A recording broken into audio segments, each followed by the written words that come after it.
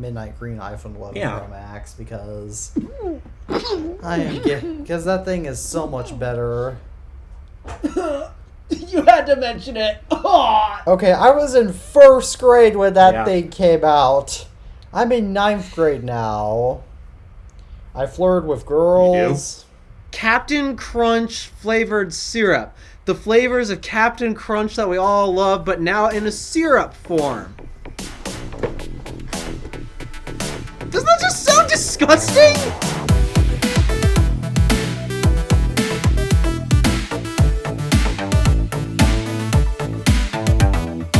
Hello, everybody, and welcome back to another episode of the iTunes Family Podcast. As always, we are joined a week after Thanksgiving, as we took a week off last week because of Thanksgiving, but in the United States. But now we are back again with another episode, and depending on when this episode gets out, we want to wish you a very Merry Christmas. But more importantly, I am Tenny Maggart from the iTunes Fanboy. I'm TabbyCat406 from Tabby Pears. My name is Alpha DeWolf. And we are back again with a new episode of TIFP with exciting news and rumors. So let's get into it. All right, start listing them off. So our first topic is iPhone 16 or iPhone 16 rumors. So I'll go ahead and list them all starting off with now. the 16. I know. Hey, when you think about it, it's launching in 10 months. Yeah. But when you think about it, it's launching in 10 months.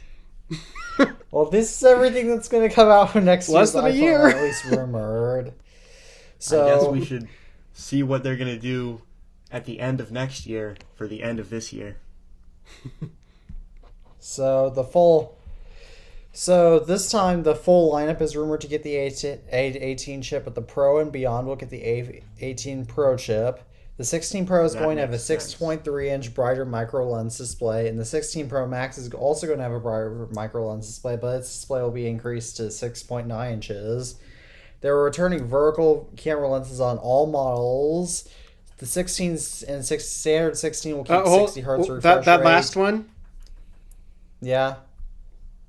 vertical lens, all models. Yeah, we'll go back to that. Okay, yeah. The iPhone 16 Pro is going to have the same 48 megapixel ultra wide. It's going to have a 48 megapixel ultra wide lens, and the 16 Pro will get the 16 Pro Max telephoto lens, potentially to be upgraded to periscope on both models. The iPhone 16 is going to include the same capture button that was rumored for the 15, and once again, solid state buttons are rumored for the iPhone 16 Pro. Now let's get into the. I gotta say, the periscope lens seems cool. It really But does. I didn't get the Max, and I'm not wishing that I got the Max for the periscope lens. You know, I don't find myself having to zoom 20, 25, 50 times in. Neither do I. Yeah, they're really for like extreme niche scenarios. Yeah, Like, for and example, I used that if I feature, want- like 3 times on the S23 Ultra when I had that for like a week, and It makes me wonder, people who use the Samsung Galaxy Ultra series, how often do people take 100x zoom photos with those phones? I don't The only thing know. was like the moon shots, but those are apparently fake. So Yeah. it seems cool. I mean, for it's nice to have in a aviation pinch, photography. but the thing is, it's a pinch. Yeah, it's like nice for aviation photography, but in that case, it's a phone. You're gonna be getting really subpar quality. I think that my iPhone 3GS zoomed in at all the way it can go looks better than the Galaxy S23. Yeah, S23 Ultra at like 50 or 100, whatever the max zoom is. Oh, I agree. Yeah, but I agree with that. That zoom is so poor quality. And I gotta say, it's impressive for 100 times quality, but it's at the point where, why isn't this just in a concept phone? Because you see these phones that are like concept devices, like the original Galaxy Fold, that was more a concept phone. Why not just throw it in something like a folding phone where anybody who buys a folding phone, the actual big fold-out phone, is going to be either an enthusiast, the wealthy fellow, or somebody who doesn't know what they want. In It seems like it's one of those features for people who just hate money. Yeah, and it seems to me enthusiasts are going to love this feature. Wealthy people are probably going to find a way to like this feature. And people who don't know what they want in a phone, people who just buy the most expensive thing, they're going to see it and they're going to think it's the greatest thing in the world.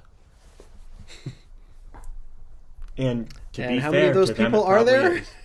is. Not a lot. Not many, as I I've proved seen, in like, my latest video. I've seen like 3 Galaxy Folds in my life, like outside of the store. I've People- seen I've only zero seen outs- one.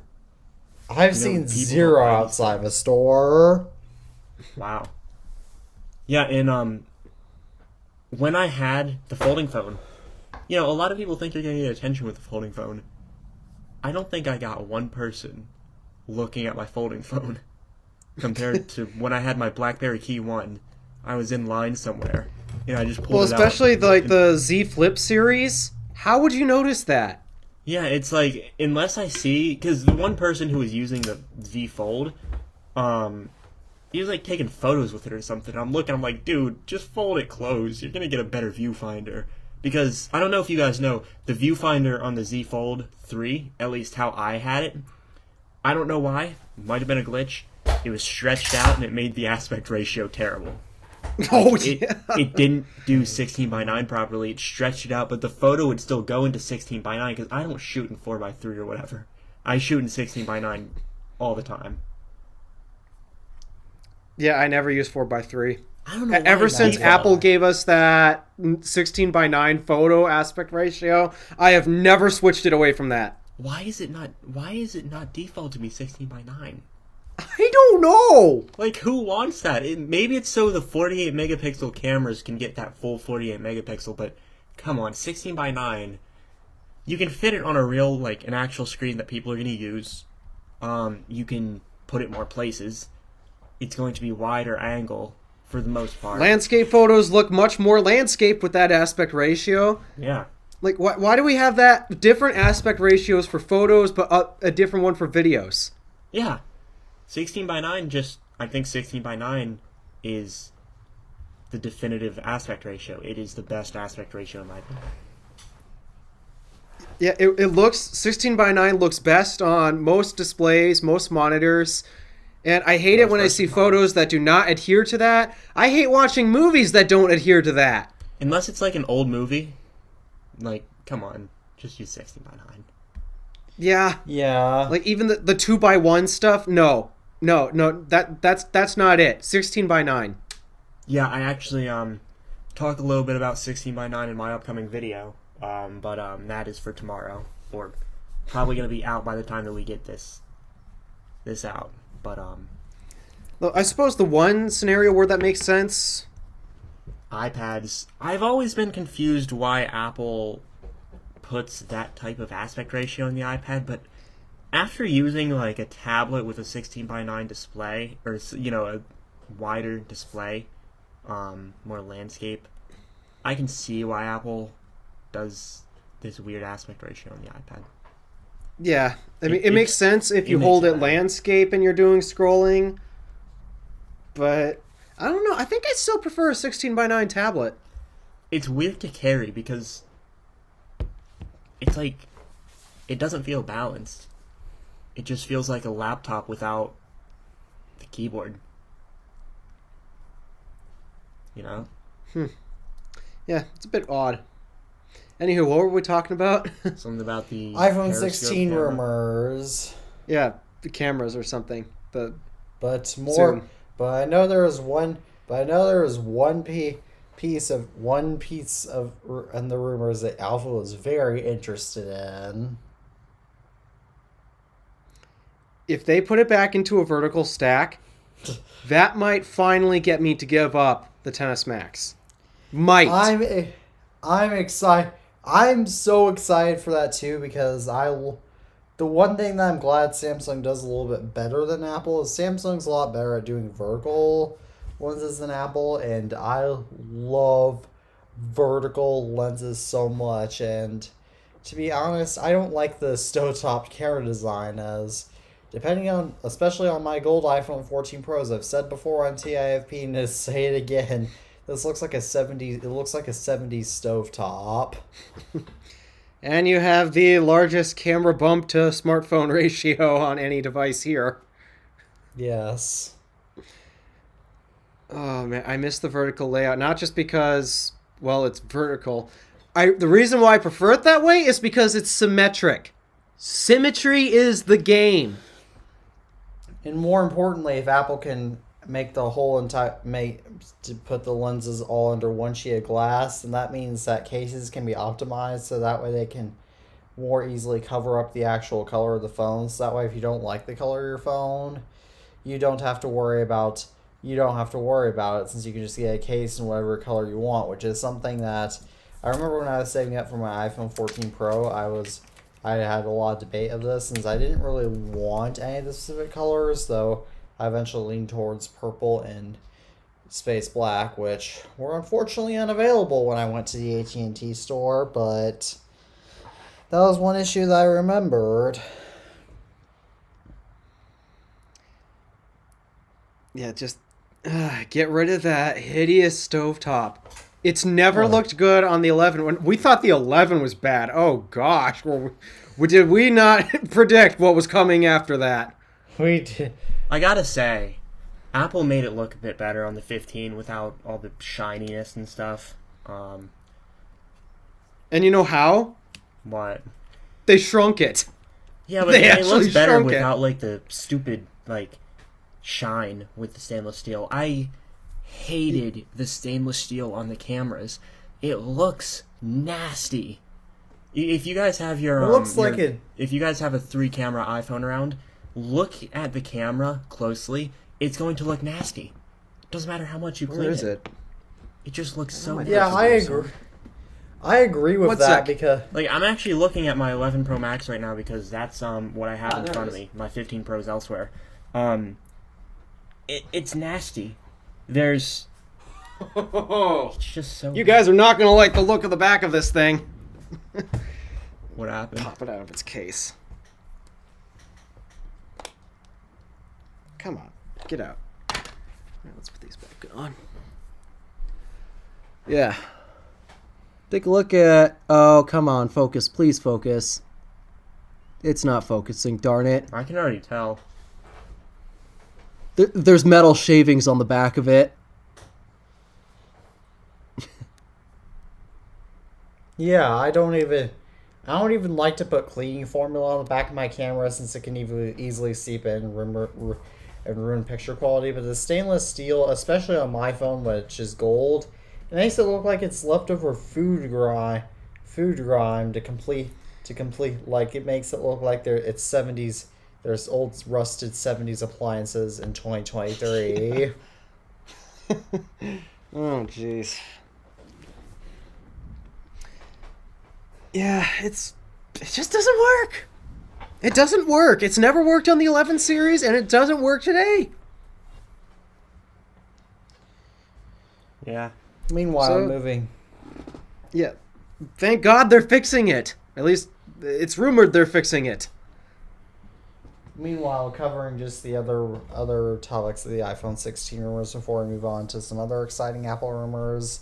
The standard iPhone 16 and 16 Plus keeping 60 hertz displays. We've already gone over this more in a debate more in other episodes, so I'll just mention it briefly here. But the long story short, a lot of average Joes don't really care about that, so okay, that's fine, I guess. It still would be a change that some average Joes would notice, and I think they might like that, but they wouldn't personally notice it or see the upgrade, so it's truly You'd have to okay, tell but- them that it exists, and then somehow they manage to Yeah. see it. It's a by chance thing. I feel like another But part there's- about this. Average people, they're not going to have the iPad Pro. Probably not going to have MacBook Pro. So you're going from 120 hertz on your phone to 60 hertz TV, assuming normal, 60 hertz, 60 hertz laptop, 60 hertz tablet, 60 hertz watch. It's after you do that enough, you don't notice the difference on 120 hertz as much as when you just got Yes. it. I've been using, I got the 13 Pro. I have the first iPhone with 120 hertz. I have the 15 Pro, the latest iPhone with 120 hertz. I've been using iPhones consistently since then. And the last time I stopped and appreciated 120 hertz had to be either when I had the 14 Pro or just when I got the 15 Pro, because I use my studio display more than my iPhone a lot of the time. And my MacBook Pro is 120 hertz, but I haven't thought about that either. It blends in. It's a cool feature for a while. It's a cool feature when you know you have it, but it's just not that big of a deal. I hate to say it. I truly agree. I truly agree with that because I noticed 120 hertz a lot when I got my iPhone 14 Pro.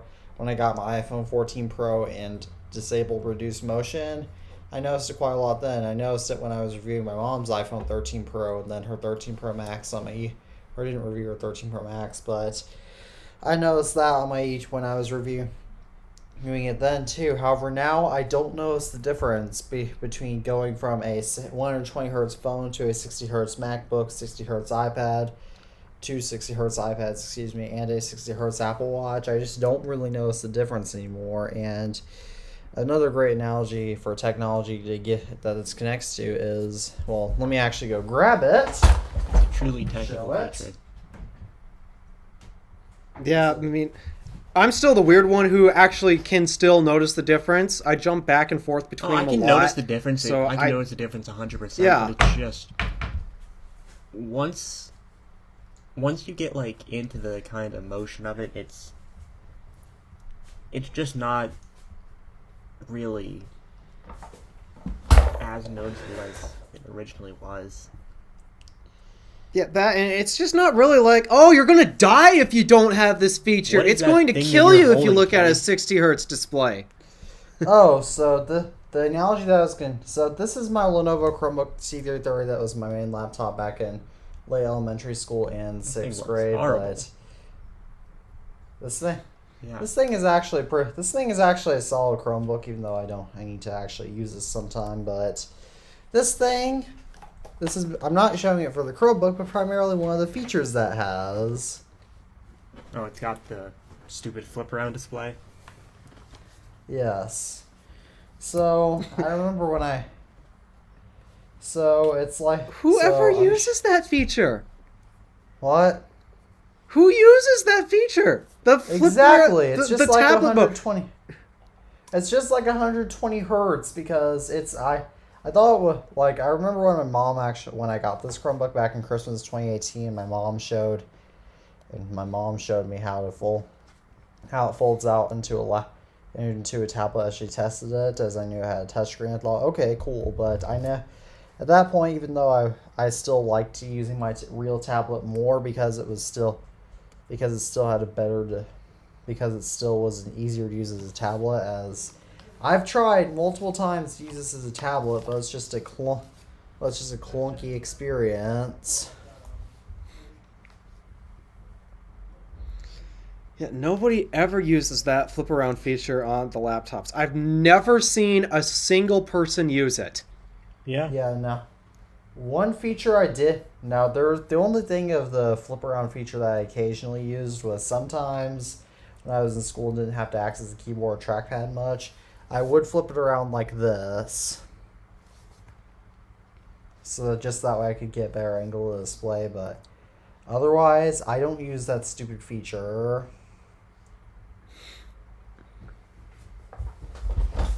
Great for demos, great for selling points. Just in the real world, it's one of the most useless features of the laptop. Yeah. Yes. Just goes to show you about 120 hertz. And mind you, I still didn't really use that function much, and I'm a tech enthusiast. Even back in 2018, I was still a really big tech enthusiast. Yeah. Yeah, I think some people need to realize that just because a feature exists, that doesn't exactly mean it's useful. Alright, well, there's another feature that is coming to the iPhone 16 series that that hopefully this won't happen because I'm very mad if this is happening. The display size increase Yeah, that's annoying for me. because it's not. I don't know what you guys are because the talking phone- about, but that's me. Because the phones are going to get physically larger, and as I've stated many times on this podcast, iPhones and smartphones in general are way too big. I can understand Like, making you know, the Pro like, I- Max larger, but the Pro, people buy the Pro Max Yes. because they want a big screen or because they want the most expensive thing. People buy the Pro. But no one buys It's like, for a smaller experience. yeah. So why the Pro has to be stuck, with this size change as well? The only thing that I could possibly assume, they're going to be packing in too much stuff to fit in 6.1 and 6.7 respectively. Yes, and which again, average Joes don't care about. But to be fair, the Pro, at least it's the only Pro's the Pro more of an series. enthusiast But there, device than the normal one. Yeah, Not there- saying either of the phones. but there is another. But there's another reason why phones are getting too big that I have proof of. So, phones are generally. Or let me go grab one of my old phones really quickly. There we go. Or I'll grab my Apple Touch 5 for this demo, which is the same size as the iPhone 5. Now, right here, just to show you guys, I'm wearing jeans. And these jeans, and if you know anything about jeans, you know they have pretty short little pockets. My Apple Touch 5 fits in it with no problem. However, I can't. This isn't the easiest to demo because my only 6.1 inch phone is my iPhone 14 Pro, which is recording this right now, but I can barely fit that into my jean pocket. Which isn't exactly pleasant for me since a phone is supposed to be portable and because I like carrying less stuff in my hands. I guess I must have somehow miraculously bought the right pair of jeans because I can fit both my XS Max and my 13 Pro Max into a single pocket, and then the other pocket stores my wallet and retainer case. Oh, what brand of jeans do you have, just out of curiosity? I have no clue. I pay no attention to fashion. Yeah, mine are Old Navy jeans. It so should be they're- obvious. I wear white t-shirts all the time, and then I wear gym pants. So, fashion is Yeah. nothing I care about, so... Yeah, I was just curious since I need to get more pairs of jeans for this winter, so I was curious if I could maybe get bigger jeans. But I don't know. either One of the nonetheless- things is, when I had the 13 Pro Max, it was like spring, summer, so I was wearing shorts a lot. It's just like, it's not a compromise that I'm willing to make because I never took advantage of that larger screen. And when I had the 12 Pro Yes. Max, that was a time when I enjoyed the larger phone. I really liked that because that was before I actually started to enjoy the 6.1 inch display. But the thing was, that phone just got too heavy and it ended up hurting my wrist to use it for long periods of time. Because I use my phone one-handed mainly, and that just started to really hurt. So I said, about a month and a half after I got it, I said, I don't want this to screw my wrist up or anything. I don't want to have any long-term issues. So I wonder if it's because of the way you're holding it, because now, since the square edges came out, it's more uncomfortable to hold and such. I don't know. yeah, I wonder if that changed the way you I grip also it, and it was gripped it using in a bigger more uncomfortable case. way. I also was using a bigger case on that phone than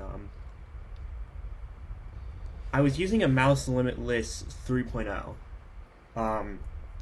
And I've been told that's a big case.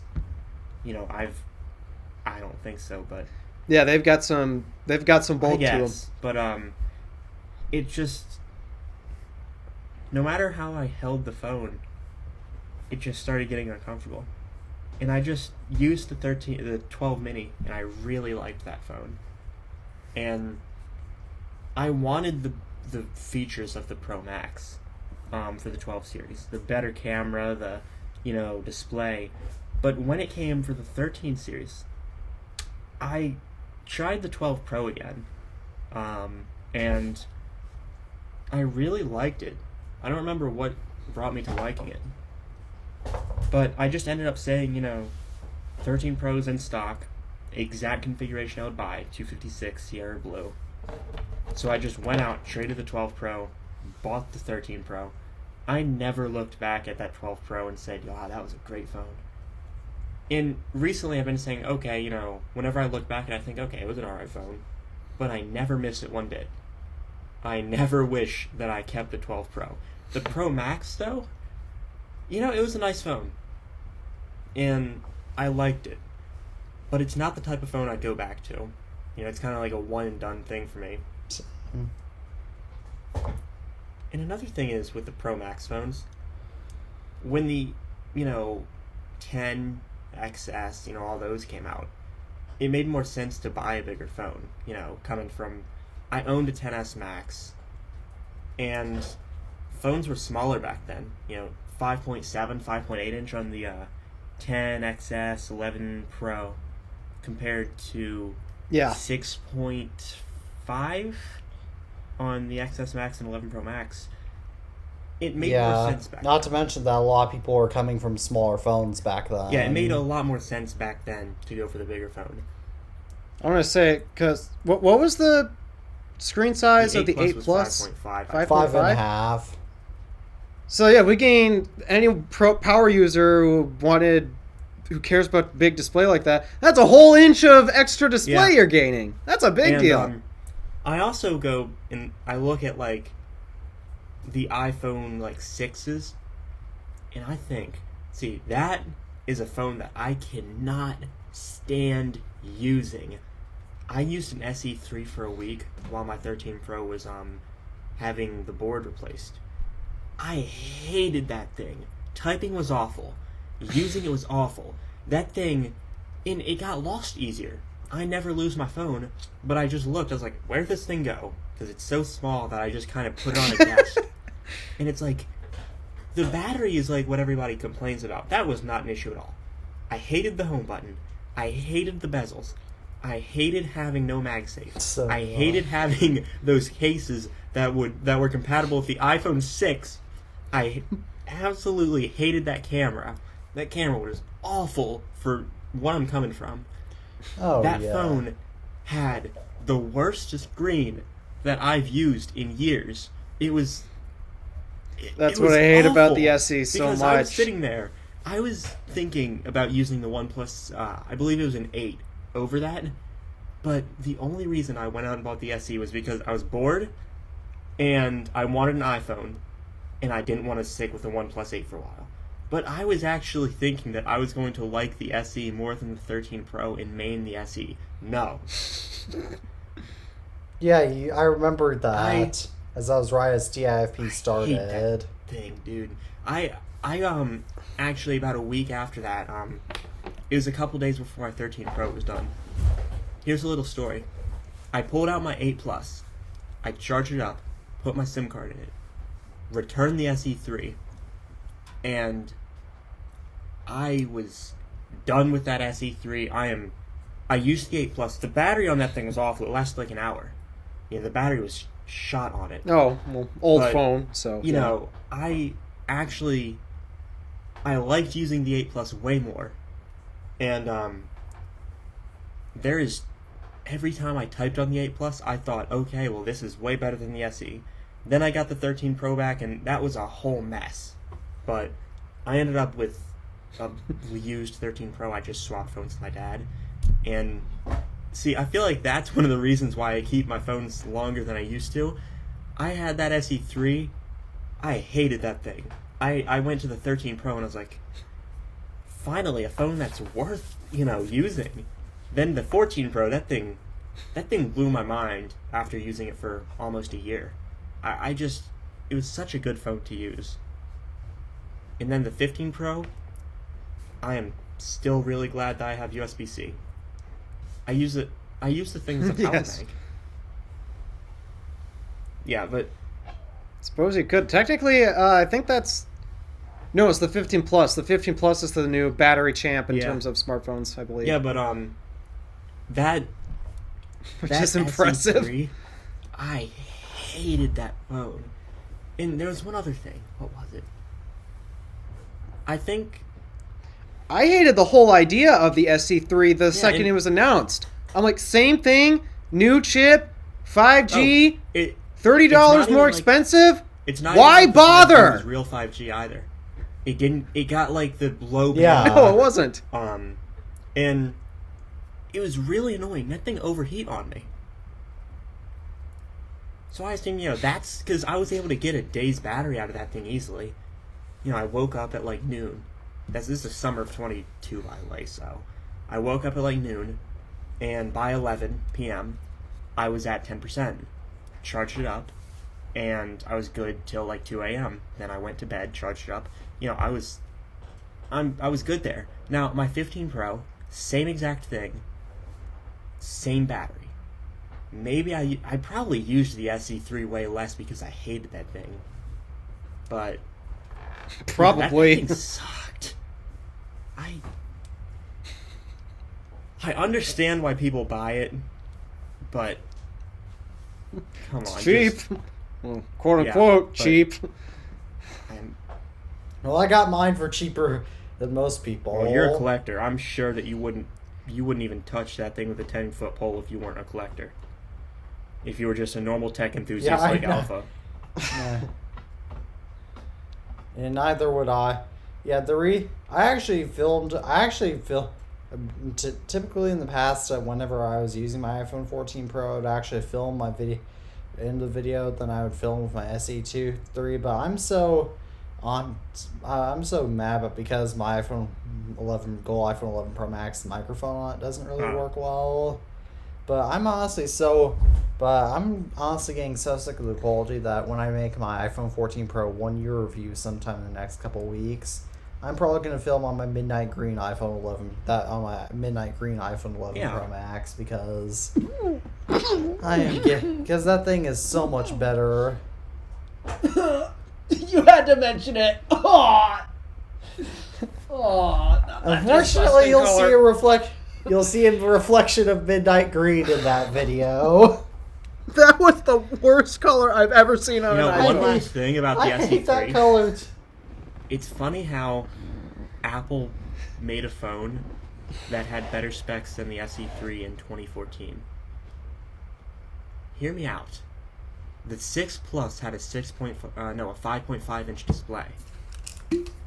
If the SE3 Plus was a thing, buy it, because That's what it should have been. They should have put it in an 8 plus body. And people say, "Oh, what about people who like 4.7?" I'm gonna say this because usually I say, if you like something, keep going buying it.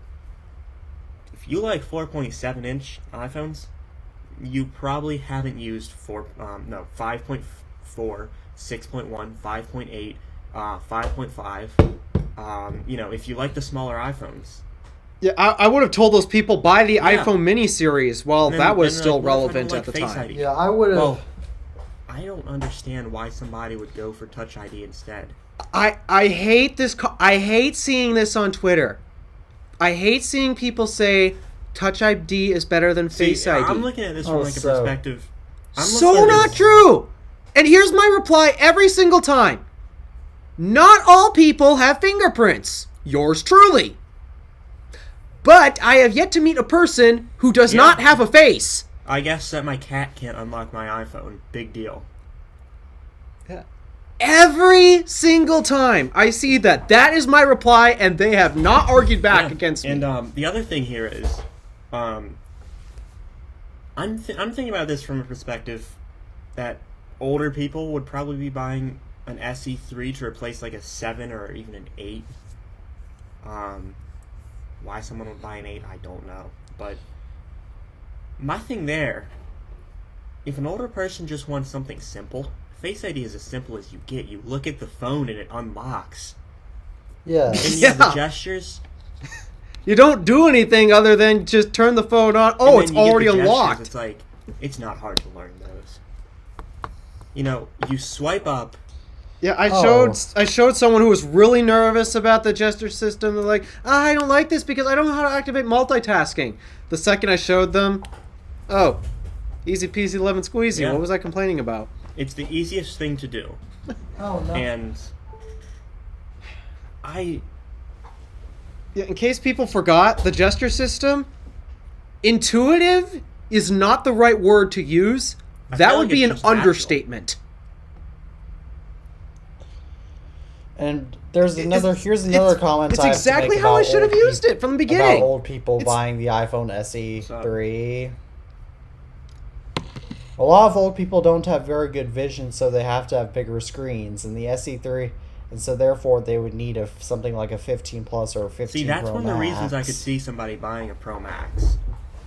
That's one of the reasons I could see, somebody spending the extra money like that, a normal user. Yeah, if you don't have good enough vision, like I know. Yeah, I've seen so many older people who buy the Pro Maxes and then put the text in big display mode Yeah, so when I they had can my read it XS easier. Max, I had My grandmother doesn't when I had buy. my XS Max, I had the text pretty big because I was worried about my eyesight getting bad because that was when my eyesight was getting bad. I had the text all the way, or I had it pretty far up on that thing. Yeah, my It looks my ridiculous to grandmother me every doesn't- time I see that. My grandmother doesn't have My grandmother doesn't have the greatest eyesight anymore, but she does. But she doesn't buy an iPhone. But she does. She uses standard 14 since she doesn't like the 14 Plus, or since she doesn't like big phones either. But she does. But she also has the text up all the way, and I understand why she has it up. But I still think it looks ridiculous. Yeah, it looks so goofy. But At Hey, that point, more power just turn to on 'em. voice. At that point, you might as well just turn on voiceover. oh no, I hate that even more. Well, to be fair, it's how blind people can use devices. Yeah, it's just Messages. it's annoying. It's really annoying. Text. Send. A, B, C, D. Send. Enter. 1, 5. Actual impression of the voiceover voice. Yep. But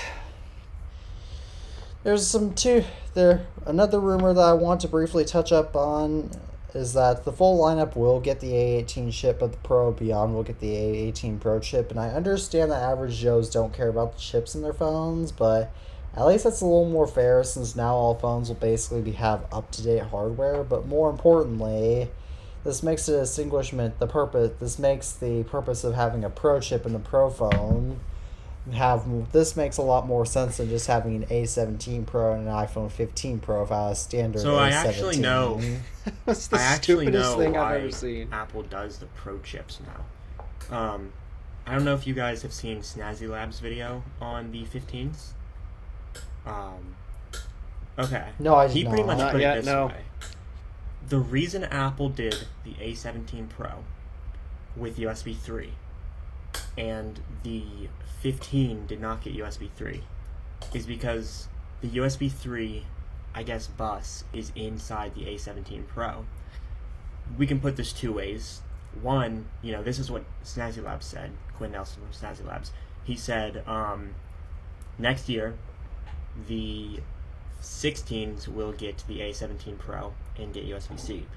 The way that I can also interpret this, Apple will be doing the Pro and the non-Pro chips next year, like A18, right?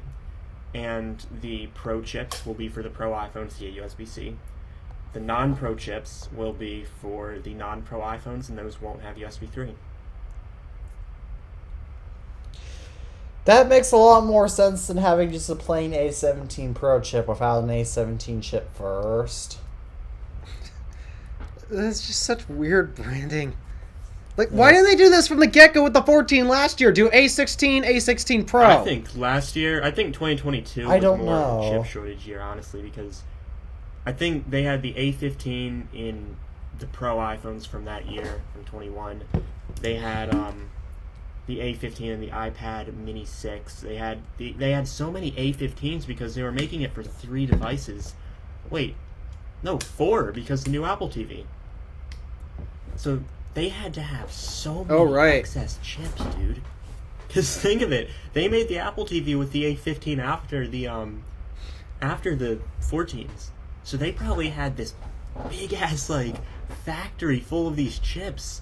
Could you imagine that? No wonder why Apple just dropped a random Apple TV in late 2022. Yeah, that's my assumption now. And yet the remote gets USB-C and this doesn't. The Apple probably will do. I'm wondering if Apple's going to do a 3rd generation Magic Mouse. I hope. I hope so, because it needs USB-C. And more importantly, I'm curious to see what else Apple can do with a mouse. You should do with the mouse? Hear me out. What? Put a glass back on it and just allow us to use MagSafe with it. The Apple Watch charger. That'd be so awesome. They use the AirPods. That's genius! Put MagSafe on the AirPods, and you can use the Apple Watch charger. Then you could just take where the Apple logo is. Then no one would whine about this. No one would whine about the Lightning port anymore. Take where the Apple logo on the Magic Mouse. Yeah, they'll just all complain about how it still charges at the bottom again. Put a little like plastic or glass, probably plastic, on something that's sub $100 surface, and you got wireless charging. You know, I'd like them to put a glass top on this, actually, because this plastic smudges and collects dirt like crazy. It is. Also, these after they get used for a while, sometimes they get these like fractures if they're like kept in a warm environment. I'm sure if I put this in front of a heater for 30 seconds, not to mention those little like cracks that plastic always gets. Not to mention the fact that the iPhone, that the Magic Mouse 2 needs an update because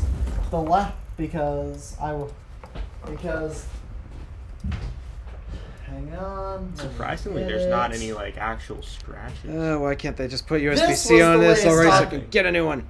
This was the latest iPhone when the Magic Mouse 2 came out. It's now officially I could not even see it because the light blinded it. The Magic Mouse 2 came out when the 12-inch MacBook was still the newest, was still the only Mac with USB-C. Oh, not only that, but I believe first. Well, hold up. Tabby, do you remember which month the Magic Mouse 2 came out in? Okay, I was in 1st grade when that thing came out. I'm in 9th grade now. I flirted with girls. I have, and maybe cut that part out of the podcast. Yeah, I was gonna say so. I've created a YouTube channel with over 1,000 subscribers. Heck, 1st grade? That's before I even had my own YouTube channel, for goodness sakes. That's before I hit 5 feet tall. I'm 6'3" now, for reference. Are you serious? Yes. Never stand next to me then, because I'm 5'8". I am so freaking short and I hate it. Kid who was like 3 feet tall at 12. There's a kid, that kid is like 5 feet tall now, and he's like 15. So don't worry, man. When boys hit puberty, they get tall. This is exactly the best thing that we should put on our iTunes fanboy podcast. Yeah, I agree. What was that? This is very... I don't know how we got that off topic. It's from you flirting with girls. That's the funniest thing that we've discussed in the last, 2 years that we've been doing this. Do it. I'm almost Or put tempted it to at the leave end. that in. They get a hype card. Yeah. I'll leave it as a hype clip. Yeah. I'll leave it as a hype clip. That was so funny. Oh. Well, my All point right. is, my point is that the main point that I was trying to make is that I was still a little kid when the Magic Mouse 2 came out, and that now Yeah. I'm almost a grown up. But anywho, we have more. After getting back from that incident, the Yeah. iPhone 16, the iPhone 16, I don't know if this is going to be a pro or standard feature. It's going to include some dedicated capture button, which is rumored to be capacitive, but somehow that rumor, I highly doubt that, because you can trigger the action button to do that. But solid Yeah, state I buttons wonder- are Yeah, once Apple had the again. capture button on the smart battery case. Well, That It's doesn't sound realistic. I used that feature a Yeah, lot. yeah. I used Now that there's feature an so action much button. that the button on the So I case, don't know if that's the necessary. silicone around the button, was a different shade of gray. It was a different shade of It's gray probably than the rest destroyed. of the case. I used that case so much. That case was destroyed when I got rid of it, or I still have it. I don't use the 11s anymore, so I don't, you know. But that was the one Yeah. Apple accessory that I still wish that they redid. That was such a well done accessory. They integrated it perfectly. It was so nice. An official Apple case. I wonder if it's because you can now activate the camera via your watch or something. It was That so they got rid of stupid. it. MagSafe battery pack is gone too. So You could do. how does Apple expect us to charge our mobile cell phones while we're mobile? I don't know. With a third-party power bank, Well, they Or the discontinued MagSafe that. battery pack. or they. Yeah, it's gone. They got rid of it altogether? Yep. Same with MagSafe Duo. Hmm. Oh, Must yeah. have sold very You know, poorly. actually, I've seen a lot of them in public. The camera outgrow MagSafe 'cause Duo I actually- or something? I've used MagSafe Duo and the battery pack on 14 and 15 Pro. There goes my air freshener in the background. Don't know if you guys could hear that. But yeah, I've seen a lot of them in public. I think it's just Apple didn't want to put USB-C in there. That's probably it, actually. Probably same with the battery pack too. Right. I haven't seen a lot of battery packs or MagSafe. Yeah, my Duos out stupid in the friend Big wild, Sam but actually got getting. one.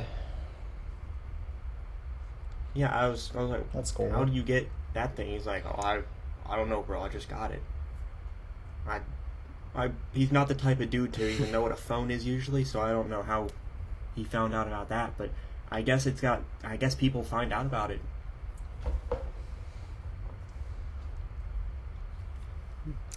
Well, a lot of Yeah, weird, I've never actually seen either of those out in the wild, but to answer Tabby, a lot of times people talk about random tech topics on TikTok, and TikTok is actually a surprising home of fake Yeah. tech rumors. Well, shouldn't be surprising, but TikTok is. yeah, no- TikTok is also a very massive hole with a bunch of you-know-what in it. I do not like Oh that platform. yes. Uh, We've already discussed how we hate Yeah. TikTok, and I hate it too. Yeah. But can't be banned fast enough. meanwhile, getting back onto solid state buttons, which once again we have covered in another episode. So after this, we should move on to the next topic. But solid state buttons. The one thing I'm pretty mad about is the fact that I hope if Apple does do solid state buttons, that they include one actual physical hard button on there, so that way if our phones ever freeze or something, we can reboot them, since iPhones aren't immune to freezing. I kind of hope that they just never come all together. I don't honestly care. They don't really change the functionality much if they come or go, as long as they include one solid button. So One of my complaints about if they do switch to solid state, I use the volume buttons on my phone a lot when it's in my pocket. quickly change the volume up and down. You could probably still. How are do you that supposed from to your feel for pocket. that?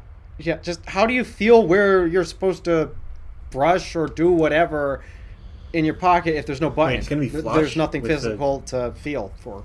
You could No. No, that's not. I don't see an It issue won't because be.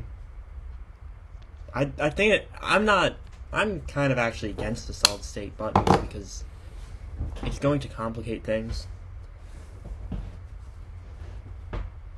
It will. Seems I like don't everyone's think it's always really in the worth future for solid state everything. Solid state buttons, state solid charging. state batteries. I don't. Yep.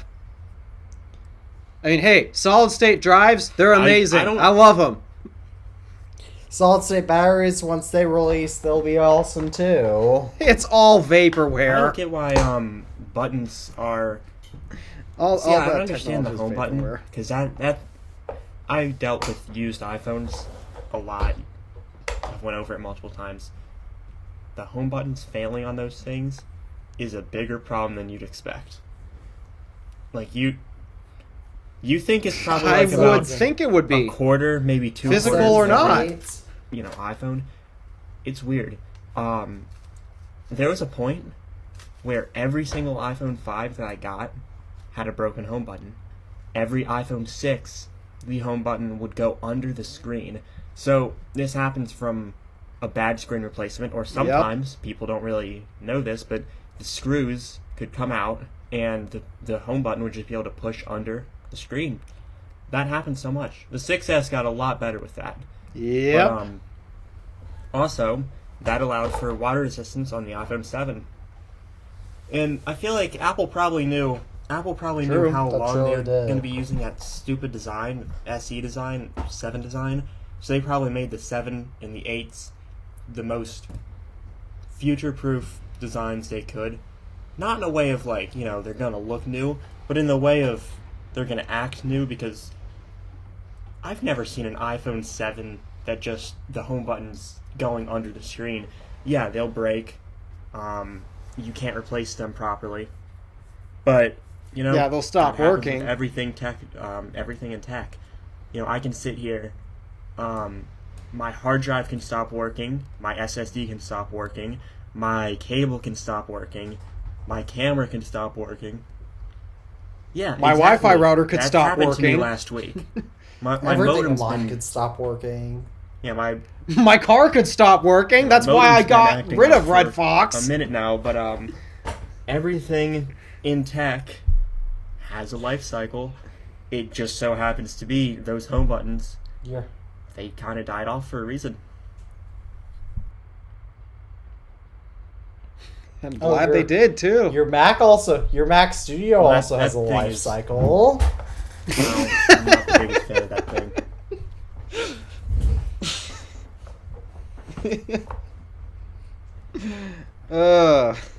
Yeah, a lot In of case stuff you broke didn't- on that thing from the sounds of it. In case you didn't know, didn't know, in an episode back in that we recorded back in June,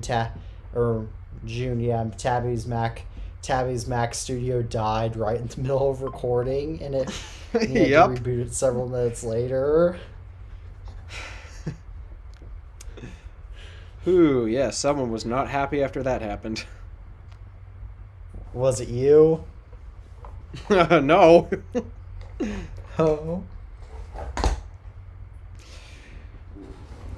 Yep, so... Yep, solid state buttons. I'm not a fan. Apple, do not add them. Just don't. All right. Well, we now have our next topic to talk about, which is that Apple is potentially releasing a ChatGPT competitor in 2024. Why? Okay. Don't care. Because AI is the big new thing that everybody has to jump on board on, apparently. Even though AI is really stupid. God, why is Apple doing this now?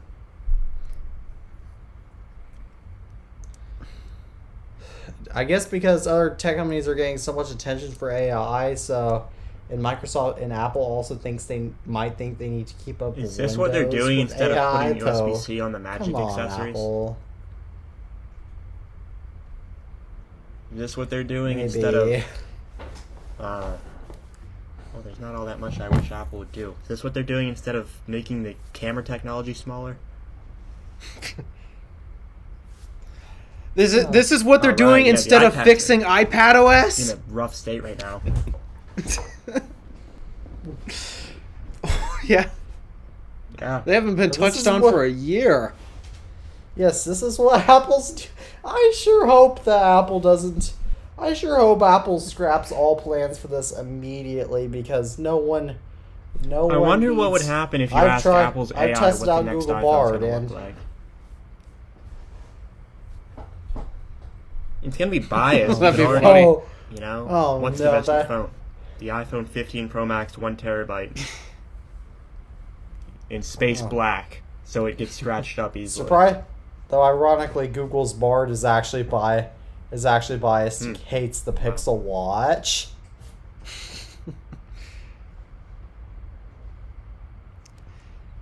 Yeah, I don't know where all this... I mean, it was kind of cool to see what what we've gotten it to do, but at the end of the day, it's just input, mix it all together, output.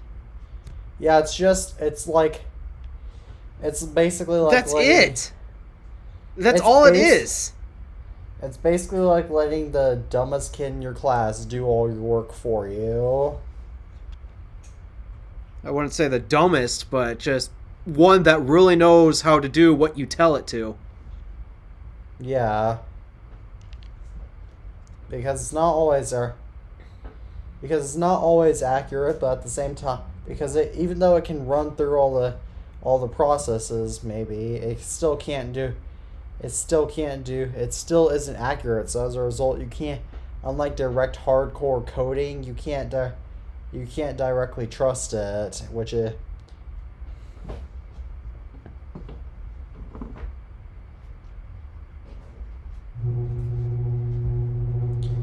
Jeez, that scared me.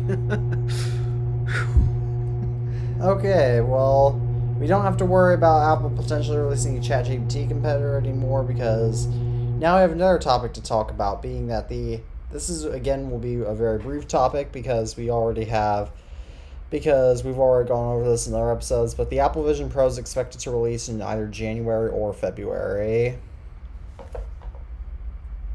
That early? Hold on, what's going Wait. to happen?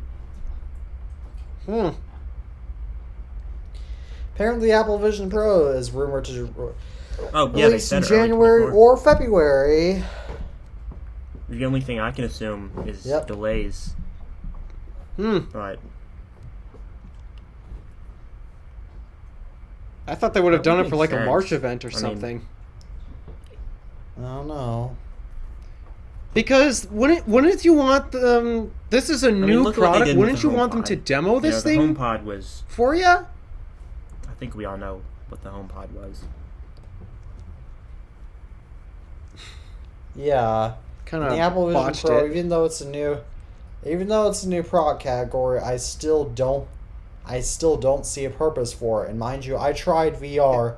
I've tried VR so many times, and I just haven't been impressed with it. And the same tech enthusiasts that are impressed with the Apple Vision Pro seem to be impressed with VR in general, while I'm generally not that impressed with VR, and my eyes I'm just can't not a tolerate big it fan of anyway, Apple Vision so- Pro because it's cool technology, but one, it's not going to be the most portable thing, you know, and I don't know if you guys can tell, I'm a very big Yeah. portable tech enthusiast. Anything portable. See, I'm a Mac, I use So am MacBooks, I use iPhones, I use iPads. I don't own an iMac. Well, I don't own a recent iMac. I don't own, you know, that kind of stuff. Because Well, a lot of tech enthusiasts that like the Apple Vision Pro are And more okay with desktops. I like to have portable tech because, you know, it's just cool to me how you're not just stuck, you know, like a PS5. You use it one place, you really can't take it on vacation. You really can't take it anywhere. But No. Yeah. I mean, you could in But, the car, but Yeah, not and exactly to me, the best place to do the it Vision there Pro, either, well, but- yes, it does have the battery pack optional, I'd assume. It's more of a it's more of a sit down type thing. And It's also, 2 hours. where is this going to fit in computing? I don't get it. Because It needs to. This is one of those products that really needs to be explained. So unless Apple plans on having an event in January or February, I think I'm going to find this. I think this thing's going to be a total flop if they don't explain it to us. Yes, because Why? Why when does they this annou- matter? and the other thing is, When they What's the announced advantage of using this? When Apple announced the iPhone, they explained exactly what it was. It was a phone, an iPod, an internet communicator.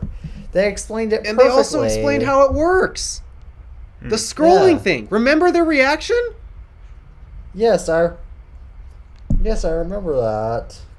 I love watching that clip to just see people blown away by the fact that scrolling on a touchscreen is a thing. and the Vision Pro, one of its primary interaction ways is generally perceived to be a gimmick. Yes, like the Nintendo Power Glove. Yeah, I feel already like it's tried not that about 40 what's years tried it ago, before. or If they excuse do me, it more- properly a little over and it 30 works, years ago. it's going to be successful. It's a good idea. But doing this motion all the time, like sticking your arms out, like isn't that going to get tiring? More importantly, when you can't see your arms and you can't exactly see, and it's going to be a little harder to see what's fully around you. So Remember all the especially- phones that tried to do that? See, Yeah. The Pixel LG 4 tried that. LG something, I don't see Pixel how 4. this is going to go over perfectly. And the last issue, the biggest issue, if this was a $400, $500, maybe $650 headset, 100%, I would go and I would pick one up and test it out. But for the price of what a fairly high spec MacBook Pro, it's not going to sell that well to consumers. And It one really, kind of sub issue. it's really not. Why are they calling it the Vision Pro? Where's the Apple Vision? I think I said this somewhere. Maybe Oh, I just yes. thought this. Why is this going to be the Pro? Where's the normal one? Are they going to announce an Apple Vision? Because the Pro now means nothing anymore. It's but just there means is the one. better than the other one. Yes, Yeah, that's another exactly. I don't, when has Apple ever started a new product line with just HomePod, AirPods, The MacBook Pro iPhone, came out iPad? before the MacBook. Any of MacBook those Pro came out devices before have the Pro MacBook at the Pro end and when the they MacBook started? Air. Yes, it But did. that makes sense because the prior lineup had the PowerBook, the iBook. This thing, what they expect people to upgrade from? Because you can't do trade-ins, or you could, but who's gonna trade their Not 15 Pro only- in for a pair of goggles?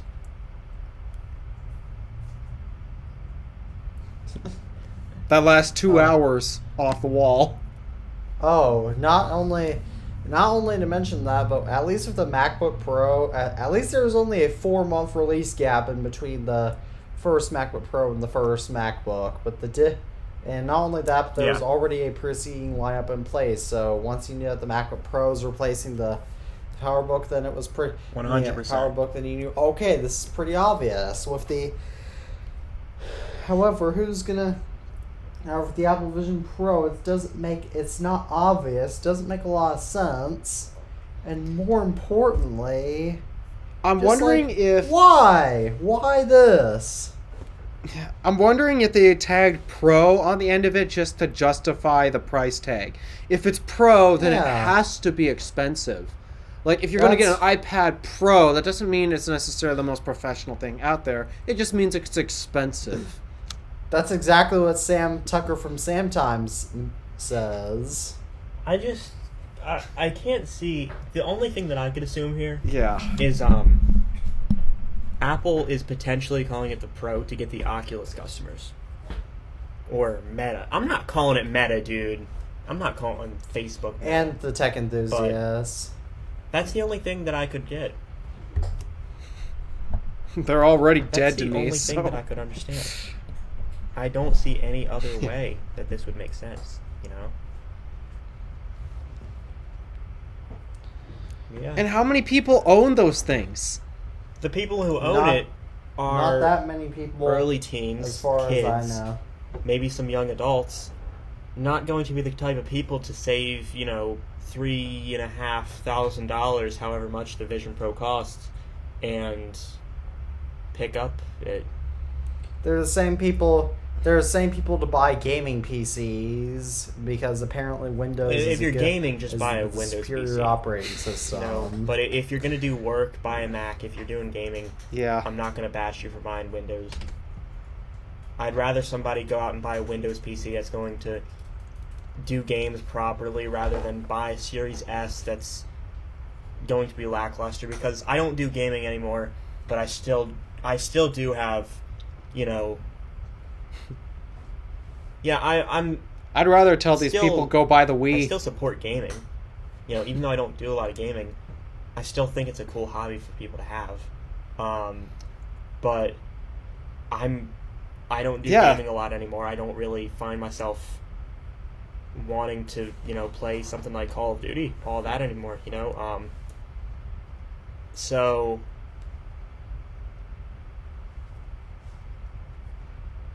Whenever I do computer reviews, when I do have this cool thing called a budget, oh man, that would sound really nice right about now.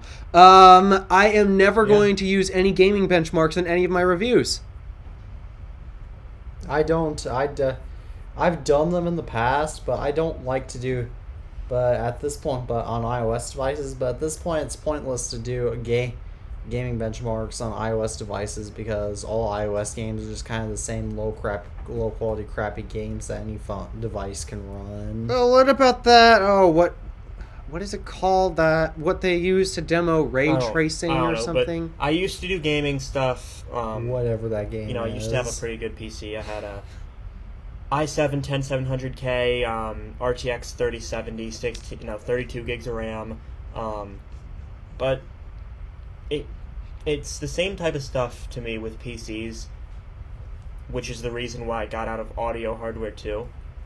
Every time I build a PC, I kind of like I'm like, okay, what's the next upgrade? Same with AV stuff.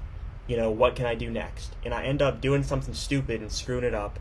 And, you know, it's just the small things there, the small performance gains, I chase, and it never gets me anywhere. Maybe I'll get 5 more FPS, but then eventually, when it won't turn on, I'm like, okay, this is going to take my whole night up. Same exact thing happened with audio hardware, getting a little bit better sound, a cleaner setup, ended up, you know, having me deal with rewiring my speakers and all. That's why I don't do gaming anymore. Now, the second thing, I don't want to have a gaming PC at my desk. It's a space thing too. I have my studio display that has one input. I'm not going to waste that input on a PC if I use my Mac more. That's just truly how it is. And I'm not against gaming at all. Yeah, and more importantly, I mean, it's fine if it's a hobby, in my opinion, at Yeah, least. I mean, same. some people manage to figure out how to turn it into a career, and in my opinion, these people don't have a life. But hey, that's just me. But yeah, it's fine if it's a hobby, but to make that, if your computer can't do this, then it's worthless. It's expensive piles of, you know what? That's just not right. I fully, In fact, I I have 1000% weird agree with- opinions on the whole gaming industry as well. Like, for example, I don't like how they chase after hyper-realism. Oh, neither do I. I'm the same way with movies too. All the animation companies, they're If you wanna striving to get as close realistic, to why don't you buy a realistic cinema as camera? possible. Like, It's cool for, it's a cool concept. Don't get me wrong. Yes. But if I'm watching an animated film, I'm not here to see something that looks like it was shot on a red cinema camera. You know what I mean? Like, it's cool if they can do that, but yeah. The thing that I love about animation is the styles and the different themes you can play with it. And everybody assumes that type of stuff is low quality, crappy, whatever word you want to throw in along those lines. When I like it, it's an expression of style. So yeah, I have a lot of weird thoughts on the gaming industry. I hate where it is, and I can't thank myself enough for leaving it. I like playing the Wii a lot, and now that evidently that experience doesn't matter, it's now chasing I'll be right back. hyperrealism for first-person shooter games, and I don't enjoy that. It's just, why is that where the industry's gone? I honestly don't know, because it's just not. To be honest, the gaming industry is just not for me, because whilst my attention span, whilst I don't necessarily have a short attention span or ADHD or anything like that, I still don't have the longest attention span, and to the point where I have to be doing something that actually means something for hours at a time. And gaming, because gaming doesn't really change a lot much, I can't really sit and play games for hours at a time. Yeah. But I can, In my opinion, I keep thinking these guys can go ahead and sit and waste their time on their computers trying to achieve something that doesn't even exist. Meanwhile, I'm in the process of trying to build a machine. And boy, is it getting way more expensive than I thought. Yeah, and you can not only that, yeah, and you can do all that good stuff, and more important, what am I trying to say here? I can't English. You can do so much more away from your computer than you realize. Yeah, you really can, and with video games, Sorry, you're just I kind had of that stuck back in this and doing things that don't really matter. And the difference between playing video games, that's all the same scenario, but the difference between spending longer doing something else, like, for example, this podcast, is that it always changes. Like, our topics constantly change, so it's very interesting, and it can keep my attention throughout the entire way. But video games just can't keep my attention for very long. That, and where are you going to get those funny comments? Yeah, I'm sorry, I can't stop thinking about that. That is so funny. it really is. It came out of nowhere. It didn't come out of nowhere, but okay. It's so funny. But that's part of the reasons why I'm so interested in technology, is because it always changes. The industry doesn't stay the same. It's always changing. So that way you know. Okay, this is what's going on. Like, it's not truly especially when you look at a longer term perspective compared to other things like politics. Politics don't change. Oh, no, they haven't. No, they haven't. Meanwhile, wasn't that long ago, and yet. But food also doesn't really change that much, because it's food. We eat it. Kind of beg to differ on that. But Like, food does change, but it's not. But food isn't exactly striving to make our lives easier. It's just striving to keep our bodies fueled. If you ask me, the food industry at the moment is striving to make the most cheapest, barely edible crap possible, so that way it's Oh, I food's not in a 1000 good spot I right now. 100% agree with that. But the point is that a lot of Who industries thought aren't Captain very Crunch syrup yeah. was a good idea? What's Captain Crunch syrup? I don't remember I don't remember where I've heard this, but somebody found this on Facebook. How Walmart was stocking, or some store was stocking, Captain Crunch flavored syrup. The flavors of Captain Crunch that we all love, but now in a syrup form. Doesn't that just sound disgusting? Or what about mac and cheese ice cream? God. No. The ideas that they come up with. That just sounds like crap. Anywho, this is a tech podcast, not a food podcast. All right. Well, now we have to get back onto our next topic, actually, which is the further rumors for the Apple Watch 10 next year, which is rumored to be called the 10 or the Series 10 or whatever it's called. It is rumored to be significantly thinner and it will have a bigger micro LED display. Yeah, I'm all in favor of bigger displays, so... On a watch, I understand, because you're not trying to fit a watch in your pocket. And so far, these display size increases seem to be good for now. Mm-hmm. But I guess since we've knocked out... I forgot to add this to the topics list. What is it? A particular polygonal shaped vehicle has just been delivered to customers today. Oh yes, the Cybertruck! We'll talk about that at the end. Oh, there. I just got that reminder from my watch, but yeah. Yeah. Alright, well, our next topic is... Well, we've mostly talked about the Apple Watch 10, so... There's not really much to talk about. So how about Actually, let's talk about the Cybertruck, since it came up, since we're all done with Apple news.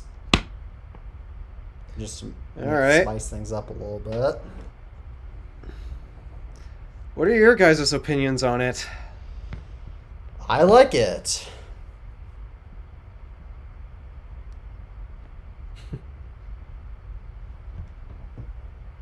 Tabby, do you like the Cybertruck? No, not at all. Why not? I don't blame you, actually. I mean, I'm going to be honest here. I don't mean to diss Tesla or anything. You know, I don't mean this to be mean, but I hate the look of it. And So does my mom. That's think fair. It looks like something that I made in Roblox when I was 7. He really does. In fact, I wonder if Elon Musk made that in Roblox and then decided to print it onto. Franz was the one who designed it, not Elon. And I'm not really... I don't know how to phrase this, but what's the starting price on that? Like 38, right? Around that. Oh, there is no way it is going to be sold anywhere near that price ever in its history. Yeah, whatever it's sold at. I believe the starting price is 80 grand. Really? Not bad. At least the ones that they've delivered today. Not bad for what it is. But what I'm pretty much saying, I think EVs are cool. They're very practical. But if it's up to me, I'd rather have a Porsche 911, which yes, it's a lot more expensive. But that or a Taycan or something. Huh? That or a Taycan. I guess, like, if I was to do an electric car, I would probably go for something like... I don't even know, because I drove a Taycan. I drove a first Gen 4S, so it wasn't exactly, like, best experience, but I would probably do something from like Audi, maybe Lucid. But it's just one of those things where driving a gas-powered car. I saw an Instagram comment. Someone said something like, "Yeah, you can microwave a hamburger, but are you going to eat a microwaved hamburger over a grilled hamburger?" And I think that's true. Yes, EVs are in general kind of more practical, because if I'm going around town, just picking up groceries, all that, I would do an EV, because you're not going to have to deal with gas. It's going to be quieter. But if More I'm cost doing, effective. if I'm going to go on the track, if I'm going to really have fun with my car, I would do a gas-powered car. Oh, And I agree I actually strongly disagree with you with that, because Teslas are very, very, very, very fast vehicles. Yeah, but fast isn't Keep really... in mind, this guy's driven some Small cars that we track. have not been able to, so... Yeah. Yeah, because it's like when I drove the GTS, the Cayenne GTS, having that V8, putting that thing in Sport Plus, you can hear everything. The handling is amazing. In that whole thing, it's such, you feel like you're the driver. With the Taycan, I kind of felt like I was driving it, but I felt like it was more assisted than anything. I felt like I was just there because that's mandatory. But with something, more powerful, you just know you're in control of that. And if you just put the gas pedal down on the Taycan, it'll go quick, yeah. But you won't hear anything, you won't get that thrill of driving. But like with the 911, that you take that thing on the track and you just hear it go. You can put it in manual mode. You can make it exactly. It's not just performance numbers. It's the experience altogether. Yeah. Yeah, because I've seen a lot of people, and buying like Mustang GTs, and they love it because it's loud, it's performant, they love driving it, and 100%. They love the manual transmission, and I get that. Because I would fit more into that category than the category of I'm just going to buy a car and drive it. Because, honestly, when I buy a car of my own, I'm probably going to get something more fun, than practical. Because right now I'm not really going across town picking stuff up. I just like having something like that where it's fun. And while the Cybertruck, it makes me kind of excited for what other companies are going to do. Because I know there is some more electric German cars coming out for SUV and that kind of stuff, bigger cars. Tesla is going to be the competition to pretty much make these German manufacturers, all these other manufacturers think, okay, well, it's time for electric trucks. It's not just crossover time, because I can't stress how annoying it is to know if I wanted an EV, there's like an 80% chance I'm getting a crossover. No, don't. I hate that fact as well. I hate crossovers so. I hate crossovers. I'm Honestly, so the biggest myself, reason why I hated the Lucid Gravity in that video I released yesterday, well, I didn't say I hated it, but the reason why I don't like it is because I prefer the Air's form factor over the Gravity. Oh, so do I. I prefer the hate sedan. My Mercedes Myself. SUV is sedan is plenty, or C330. It's plenty roomy enough to carry a whole family in, and it's not 3 rows. It's plenty. It's plenty of room, and it fits me fine. And then my mom feels she has the need to go buy a newer Mercedes SUV, which I'm really mad at, since it's not exact. Since SUVs are really not the form factor to go if you want a bigger car. The bigger factor. There's so many SUVs out nowadays. Yeah, SUVs are. I know people prefer SUVs to minivans, since minivans aren't really cool anymore. But because so many people use SUVs nowadays minivans are seemingly becoming cool. Yeah, that's kind of weird. Me, I either want like a sedan, like something like a 911 type style, or something like a Q7 or a Cayenne. Because also, I really like wagons. I want an RS6 Avant so bad, because Just the I wagons want are that, they're really nice. I I'm debated a when big looking fan. for my new car. I debated getting the Buick Regal Tour X because that was a station wagon. Yeah, I really like those.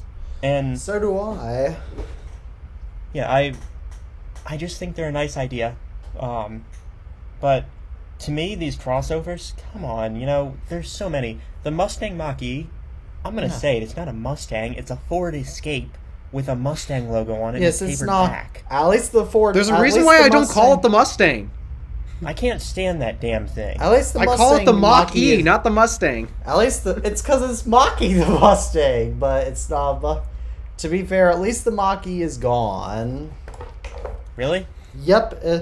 Ford has not announced the 2024 variant, and many engineers at Ford are saying that's gone. Alright. Weird, well, because that's what that. showed up at my dealer then? Probably some old stuff, stock or used stock, but Yep, the This was Mach-E. very recent, like a week ago. yeah, probably just some old gonna stock look they're it up. shipping in. It's not old I'm stock. gonna look it up. Well, Yeah, I don't know what rumor you heard that from, but I'm not. Oh, I'm. Huh. Car and Driver 2024 Ford Mustang Mach-E. no, so Okay, well, Oh, whatever. I don't man. want to talk about the Mach-E. We Yeah. went on with that thing, so but whatever.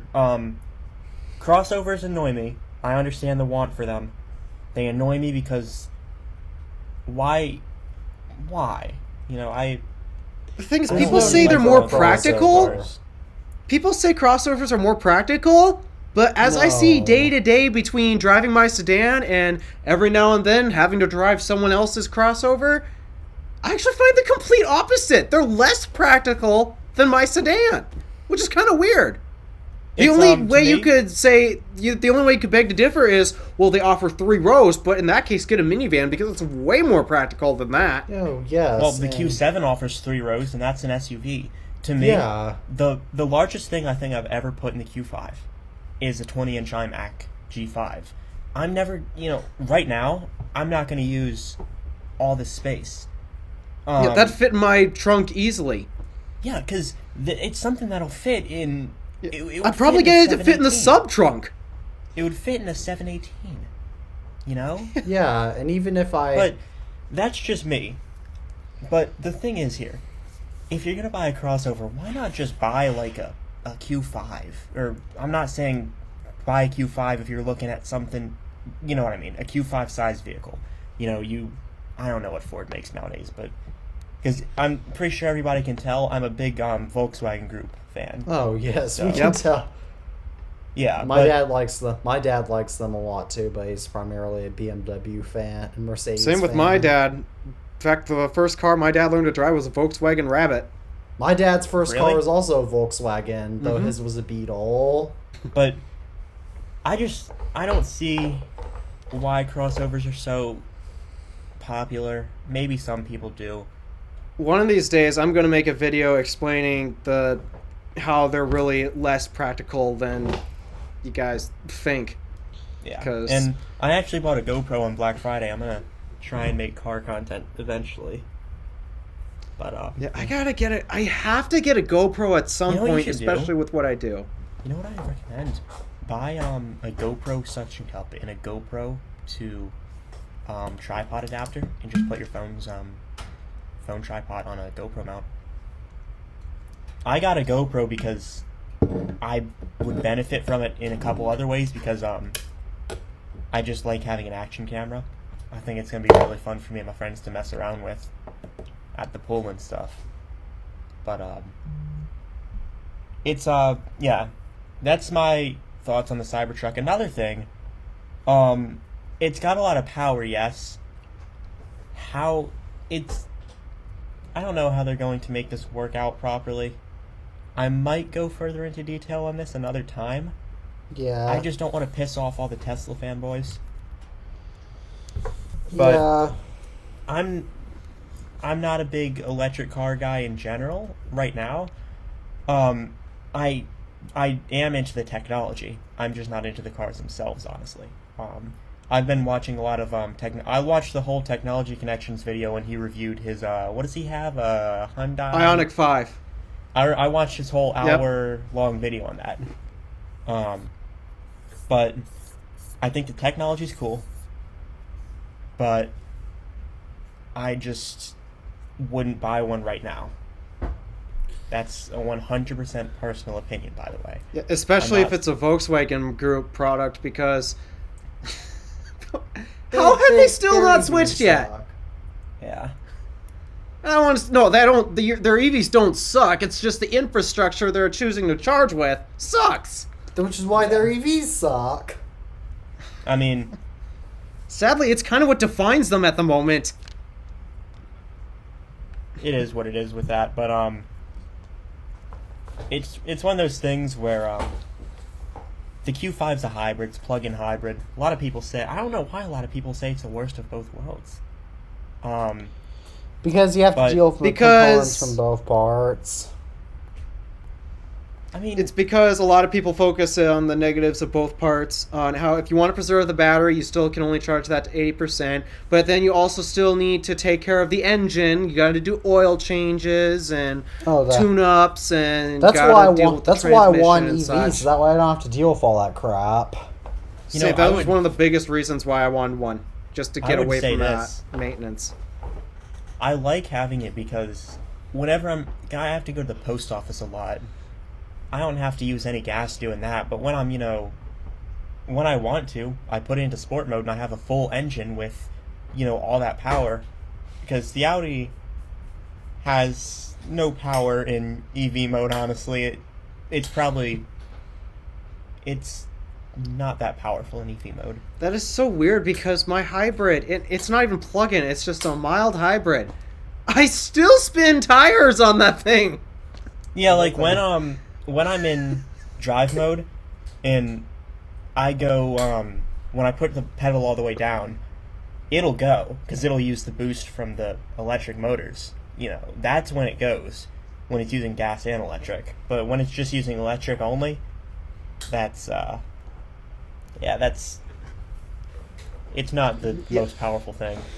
Yeah, I gotta figure out what motor GM put in that car, because on my trip down to Wisconsin, there's a really steep hill we go down. I never put my foot on the brake. Wow. That motor was capturing all that energy from going down that hill.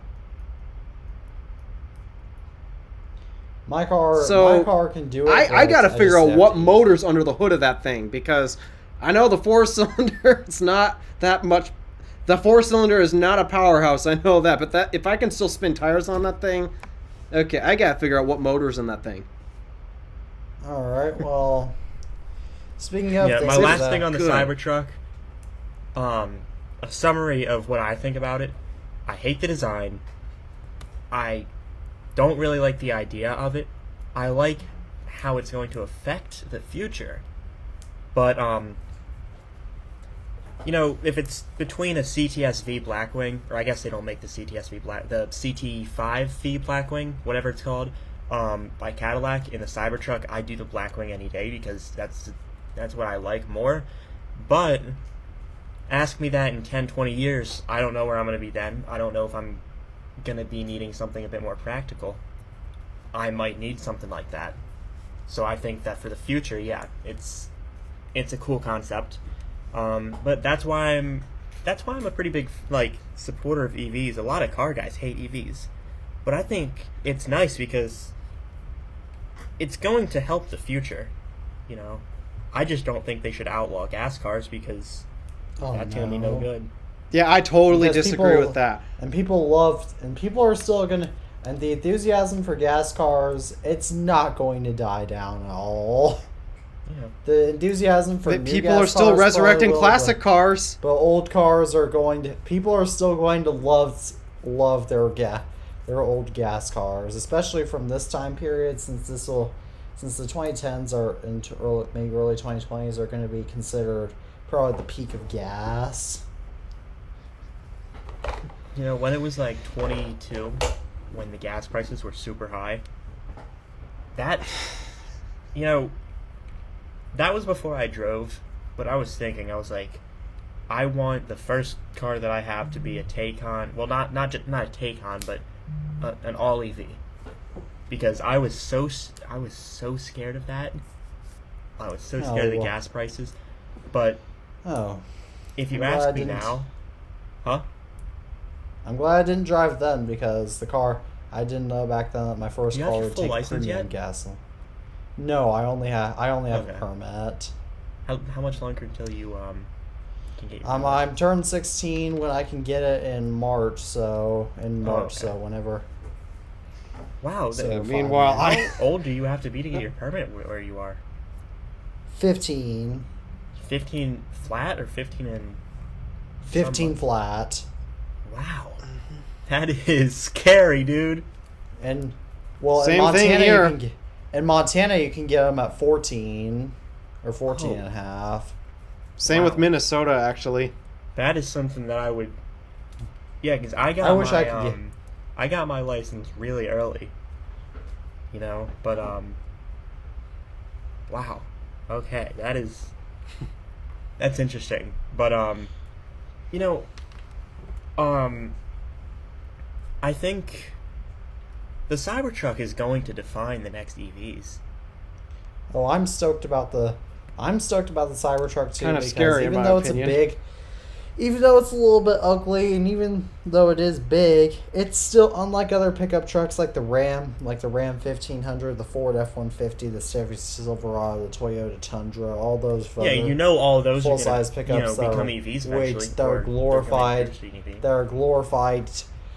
They're glorified giant trucks. The Tesla Cybertruck, it's very, very powerful. And it shows, and I think especially in my area, because the majority of cars I see in my area, well, a pretty good amount of them are pickups. So I think especially in my area, the Cybertruck might go to sell well, assuming people's minds about EVs change. Because I do live in a bit of a rural area, so not sure. Yeah. Ask away. Do you know how much power these pickup truck EVs draw? Because what Teddy was saying got me thinking something. But do you know how much power these draw, like the battery power and all? Like how big of batteries they tend to have? Like, is it bigger, smaller? It really depends. Because the electric pickups truck is still kind of in its infancy, there's multiple interpretations. But do you know, the smallest battery that I know that's in a pickup truck right now is the Rivian R1T. It has a 135 kilowatt hour battery pack. What is the Model 3's battery pack? Which one? The lithium iron phosphate or the whichever one you say is more common, the most common one that people get. The LFP one in this case. So the battery in the LFP Model 3 is about 62 kilowatt hours. Oh, wow. So do you think the charging infrastructure is going to have problems because of this? Because I was thinking, you get a bunch of people charging these big batteries at once. Do you think that would become problematic for the grid in all this? Do you think that there's going to be problems down the road because of everybody trying to charge these huge batteries? So there's more people out there who are smarter than me in this regard. They've done calculations. The grid in theory should be able to handle this type of stuff. Okay. Yeah, the biggest problem that we're having right now is the DC infrastructure and how we don't have enough of these chargers. The equipment that we do have right now, except for Tesla's hardware, it's all failing because, well, it was all designed with, EVs will never take off, so why bother putting cares and effort into this infrastructure? So, the grid, it's going to put stress on it, yes, but it should be able to handle it. I mean, how fast did we go from no air conditioning to basically every household having air conditioning? Oh, pretty quick. Or more importantly, Tesla's also a power company, so they can create their own grids. Not only that, but also a lot of Tesla supercharger sites. In fact, not even there. You'll even find this at Electrify America sites. Tesla will install battery backups at those sites to help with demand charges. All right. That's cool. So yeah, it's kind of weird to think that Electrify America, as terrible as they are, some of their sites actually have a Tesla battery pack there. It's gonna be interesting to see what just how ironic. It's gonna be interesting to see what happens here, and how the future is going to go for this. Yeah, I mean, I've been covering it a lot on my Drive channel. I wish I could talk more about cars, but gosh, this infrastructure thing is such a mess. I gotta keep commenting on it. Well, speaking of stupidity, shall we move on to the next topic, which is a tech topic? Sure. So this is another really stupid tech product that's making the news, and so I had to mention Is it that AI pin thing? Yes, it is the Humane AI pin. I seen one video on it. I'm gonna try and say one thing about this, and then not talk about this at all for this topic. It's Siri, but really powerful, and it's cool, but it's just Siri is stupid. Siri's always giving me problems. Why wouldn't this thing give me problems? That's what I'm gonna say on it. There's no way it's replacing the phone. Oh, I watched Tech Alter's video on the Humane AI pin, and he even mentioned it. He went down the topics that he does on all the stuff that he does on his phone, and most of it he simply can't do on the Humane AI pin. So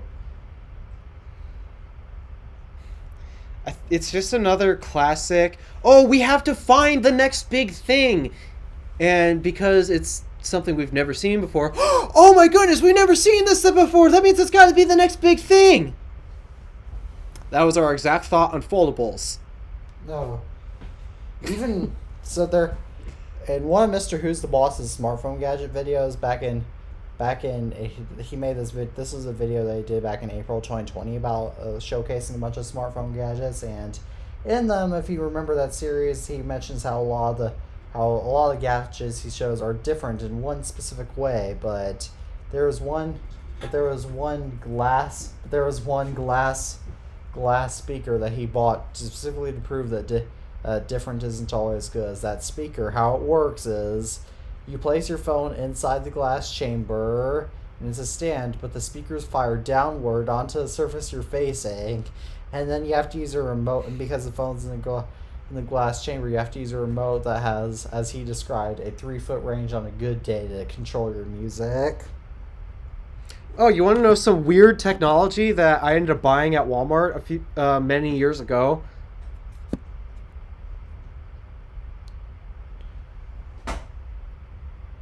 It's a speaker. Oh.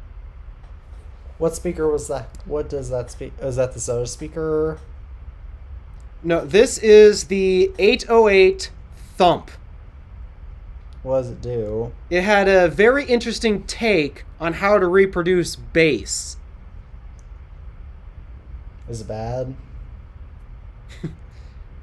Oh yeah, it sounds terrible, but this thing's idea of how to reproduce bass, there's the thing in here you see, that's the tweeter. The way this would reproduce bass is it vibrates this thing so heavy it jumps on the table. And the second you pick this up off the table, your bass is all gone. Well, that sounds perfect for parties when you're when you're going to be serving things like, I don't know, drinks and it goes into your drinks or your sauces. Yeah, so it was interesting. The technology was cool, but was it practical? No. Nope. That's the thing. When it comes to the new next big thing, the reason why the iPhone was such a big thing was it combined so many things that we do, and it was such a practical device. But that's why it was so big. It was practical. It introduced new technology we've never seen before. It was usable. What else do I need to get at? That's why it was a game changer. Yeah, and going back to other innovations, the refrigerator. The reason why the refrigerator took off is because it did things that people already did, which is how to keep food, which is preserve food, but it did it in a package that made people impressed. The car. Why do you think we see drip coffee makers everywhere? The car combined people. The car combined the fact that people transport all across wagons, but made it practical to do it without having horses and oxen pull it. Yep.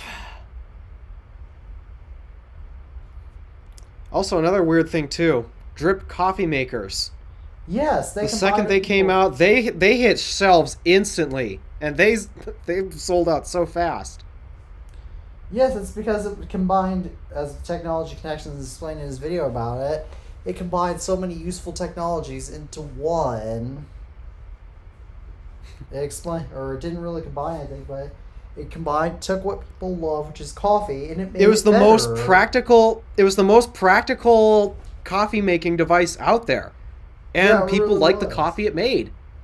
So, yeah, that's why. That's how you get That's how you get things to make it big and take off. They have to make a meaningful impact. If it's just a showcase of, oh, look what this can do. Look what this can do, isn't enough. Yes, it has to be practical. More importantly, it has to serve purposes that have already existed before. It has to not be an invention that looks like Matt from an Unnecessary Inventions invented.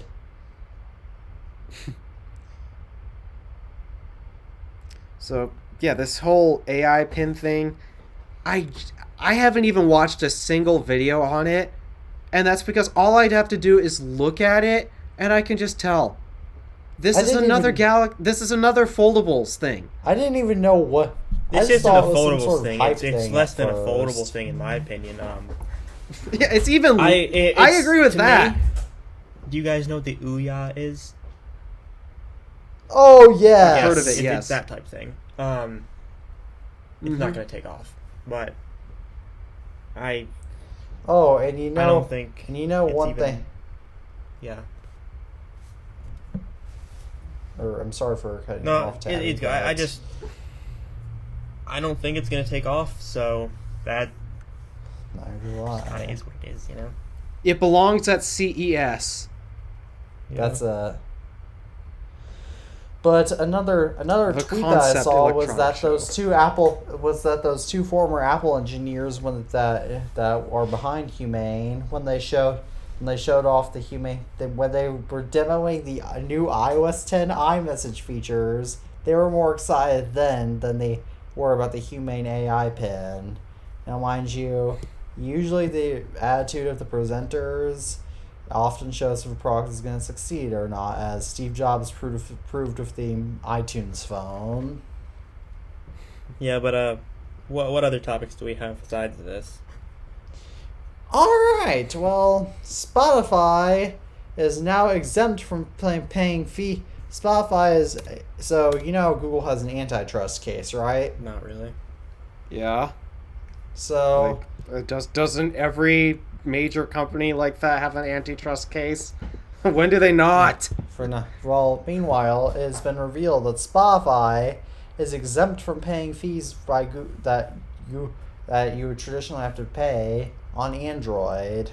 Wow. No wonder why they complain about Apple's App Store fees. Yeah. And Spotify should really be careful about what they say now because Apple offers a competing service, so they can easily take Spotify off the App Store. Yeah.